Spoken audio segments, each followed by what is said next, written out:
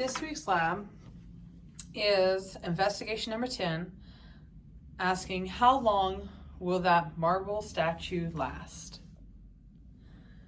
Now, in this lab, you will be investigating the effects of acid rain on marble. And there are some pre-lab questions in which I asked you to think about the factors that you think will speed up the reaction rates. List those out. Then if a chemical reaction produces a gas, suggest ways of monitoring the production of that gas as the reaction proceeds. And then discuss how increasing the surface area of a solid might influence the rate of a chemical reaction. And then I do have you writing out the reaction between the marble, which is limestone or calcium carbonate, and hydrochloric acid. So make sure you write that out and balance it. Procedures. So since this is going to be a formal assessment of lab skills, I am not giving you the procedures. Instead, this time I will be giving you parameters to stay within. Okay? No more than 5 grams of marble chips may be given out to use for your experiment. Plan wisely. I will have various concentrations of hydrochloric acid. If you want a different concentration, you will have to get that approved with me, and I will make it for you, or I will guide you on how to dilute it down to the concentration you're desiring. Now, there is a little bit of guidance on this because the apparatus you're using is somewhat new to you. Okay, I'm going to show you how the general setup is. You have freedom to change your parameters. Again, we want to see how the different concentrations of hydrochloric acid affects the rate at which marble chips decay. So you need to think about, how are you going to test that? What are you going to control throughout your experiment? And then how will you obtain data for that? Okay. So we have our Erlenmeyer flask, and then we're going to have a stopper here, and there's only one hole open on the stopper. And here's what I mean by that. So this is what the stopper looks like, and if we turned it sideways, you'll see there's only one hole that is exposed. The rest of these are solid because we don't want to leak any gas out prematurely. Okay, the stoppers here. A few things that I've done. I've placed my Erlenmeyer flask into a test tube clamp attached to a ring stand. And that's just to give it a little bit more support. My hose here, I have a connector. So I've put a nozzle into your cork, okay, into the hole it belongs into. And this tube simply just forms onto it, and that's good to go. Okay, this is going to fit into the Erlenmeyer flask. Just make sure you get a good seal on it.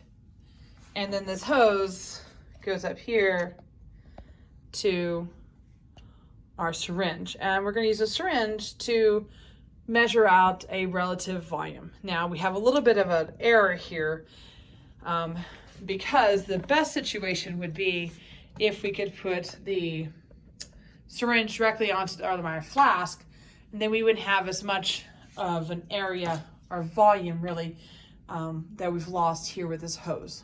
Okay, so that is a slight error built into this, and we can discuss how you would like to solve that problem. But this is going to give us our relative volume of our gas being produced.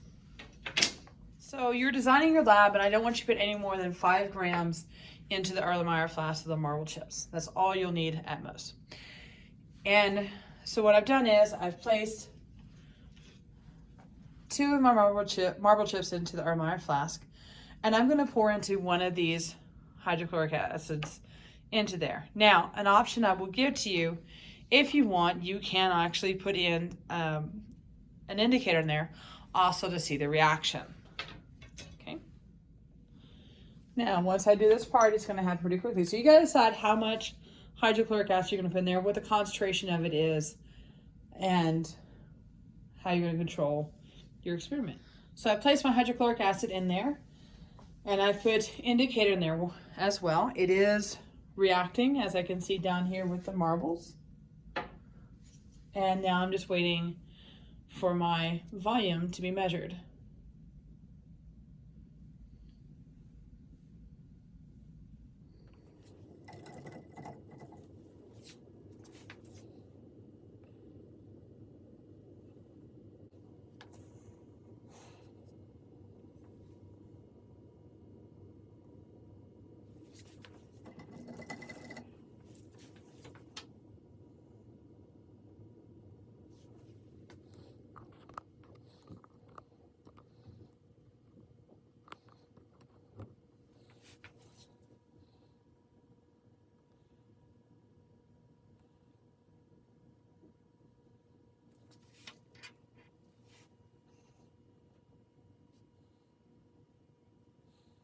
Now beware, as it gets down to the end, your cork may pop or the syringe may pop. For disposal, make sure that you pour your solutions that have been used into the waste bucket. So again, think carefully about how you want to perform this lab. Think carefully about the data that you're going to take on this. I want you to change different parameters each and every day. You have 2 days to complete this lab.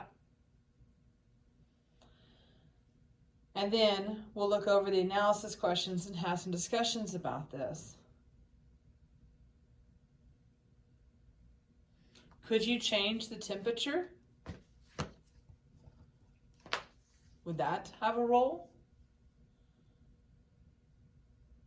How does the concentration play a factor into it? How does the amount of marble? So the one thing I didn't point out here is when you get done with this, should you remove the marble and weigh it afterwards? Because we're interested in the effects that the hydrochloric acid has on the marble. And yes, we can see it's bubbling and giving off some kind of gas. But wouldn't there be value in a change of mass from before and after to help strengthen that argument that the hydrochloric acid did something to that marble? Think about these things as you design your lab. Again, this is a formal lab report, and so every member of your team will have to put one together and turn it in. This is a test grade. Wish you the best of luck. Live long and prosper.